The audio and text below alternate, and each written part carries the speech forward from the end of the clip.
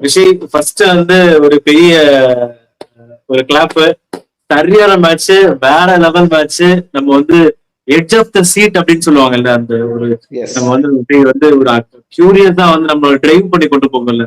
So அந்த மாதிரி நான் சுத்தமா இதை எதிர்பார்க்கவே இல்லை. அந்த அளவுக்கு வந்து நானே வந்து ஆக்சுவலி நான் கிரிக்கெட் பார்க்க மாட்டேன், பட் என்னையே வந்து இன்னைக்கு கிரிக்கெட் பார்க்க வச்சது அப்படின்னு தான் சொல்லணும்.